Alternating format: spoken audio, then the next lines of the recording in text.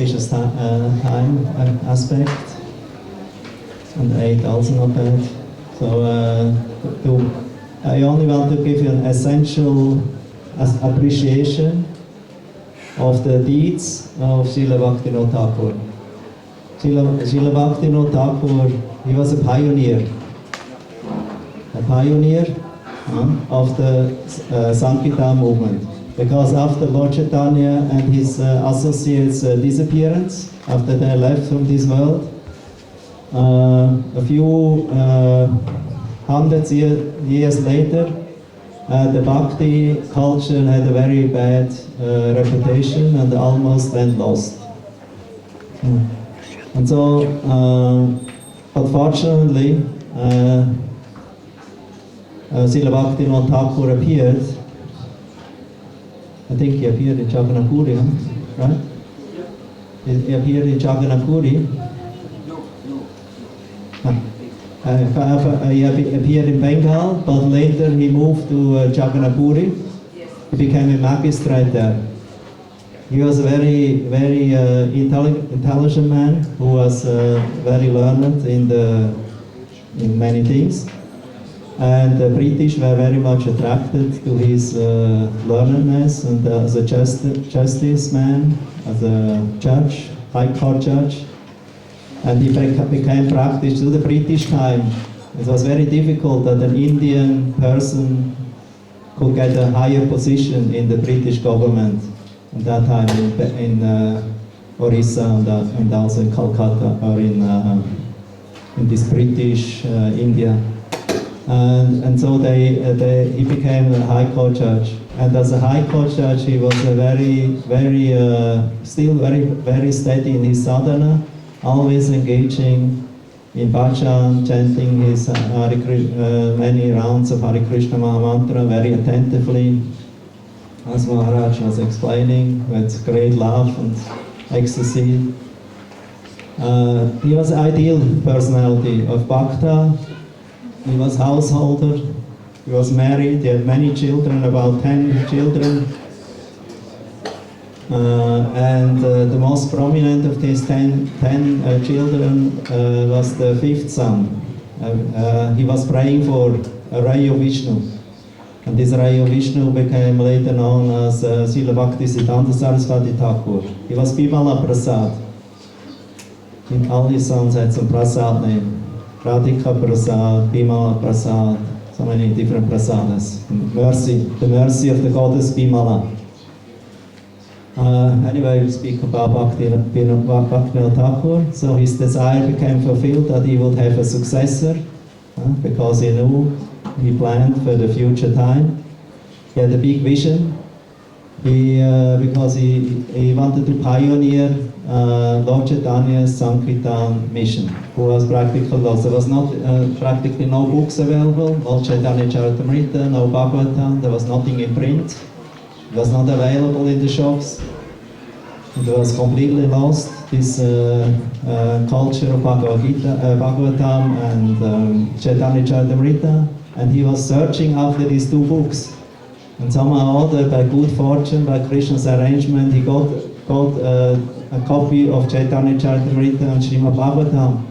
And after he read these two books, he became so much convinced, more enthused to spread this Sankirtan according to the mood of Sri Chaitanya Mahaprabhu. So later on, he retired after some time from government, although he had family, very nice job, position, family life, everything, sadhana, everything was perfectly done. He was perfectionist. Because he's born, in Bhadrapur, in Bhadra time, in the time where between Radharani and Krishna, after Radharani's appearance day. So very auspicious time. This kind of personalities, they're known as very bhakta, and whatever they do proper. So Srila Bhaktivinoda Thakur, he let himself be moved from his job over to Bengal, and because he had a government relationship, he could easily find out plans He had access to hidden plans, also maps from the ancient Navadvip, how Navadvip was looked. Because the Yoga Pit, Lord Chaitanya's appearance was lost. It was not, was different opinion where this place is. But Bhaktivinoda Thakur, he was not satisfied with this, what was known at that time as appearance place of Lord Chaitanya. So he found out by research, by his own research work, and by the all ancient maps and by scriptures of Chaitanya Bhagavat and Chaitanya Charitamrita, he could find out that this place was not there, where it is. It was known at that time. So he found then later on this Yoga Pit, the appearance place of Lord Chaitanya, and he took his Shiksha Guru, Jagannath Das Babaji, who was the main Acharya for the Gaudiya Vaishnavas at that time. He took him with him as an authority, as somebody who approves that what he found. So, and he came, he brought him over. He was a very old man, over 100 years old, and he was could not move. They had to carry him in a basket over to the other side of the Ganga to Mayapur, what is now Mayapur, to the Yoga Pit. And when he found the place of Lord Chaitanya and saw it, he jumped up like a young man, and he called, indeed, this is the place of Gaurahari, where Lord Chaitanya Mahaprabhu appeared. So and this was a very big success victory of Bhaktivinoda Thakur, yeah? And he had a great desire with his son and with establishing the Yoga Pit, yeah? Because in this way he could push forward successfully the mission of Sri Chaitanya Mahaprabhu. So he empowered his son and requested his son. He gave him, he wrote him a last letter before his disappearance.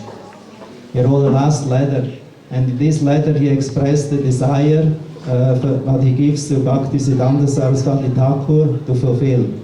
One of this desire was to establish Navadvip Mandala Parikrama, what we do nowadays, is Navadvip in 7 or 9 days, visiting all the holy places. Bhaktivinoda Thakur, he wrote, by doing this parikrama, the glories of Lord Chaitanya will spread. And he also prophesied that in the future, not only Bengalis, but from all over the world, people will come here from Russia, Prussia, from Germany, England, from all over. They will come to Mayapur to glorify the glories of Lord Chaitanya Mahaprabhu. And they will chant together with the Bengalis Hare Krishna Maha Mantra and Gaur Nityananda Nam. That was his prophecy.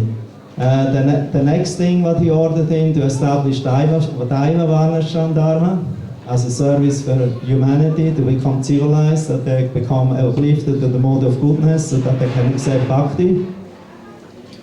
Because it was everything topsy-turvy in that time, even today. The Varnashram understanding only by birthright, so he wanted to establish the Daiva Varnashram on the not on birth but on qualification, on spiritual levels, with spiritual goods and values. And the third desire what he expressed, that Bhaktisiddhanta Saraswati should establish printing presses and translate various books like Srimad Bhagavatam, the Sandarbhas of Jiva Goswami, the Krishna Kanamrita, and many famous Vaishnava literatures. He told him, I express my desire to you that these books will become translated in Indian languages and also in foreign languages. And these three, that's where the last three wishes that Srila Bhaktivinoda Thakur left for his son as a mission before he left this world.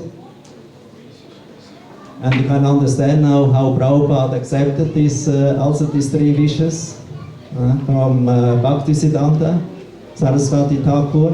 That's how the Guru Parampara comes. So he emphasized also very much the desire for establishing Daya, Varna, Dharma, at least in communities, Vaishnava communities, and to print books, translate books, printing books in masses so that the people can read them, get this information, and also the Navadvip Dham Mandala Parikrama. So the Prabhupada also, he took this heritage in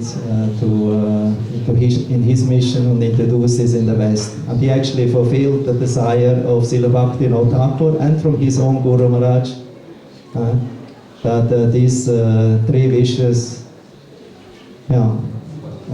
got in pace, that became established in the Western countries and all over the world. And now so many devotees are coming every year to Mayapur, glorifying Lord Chaitanya together, international society, chanting the holy name, Hare Krishna, Krishna Krishna, Hare Hare, Hare Rama, Rama Rama, Hare Hare.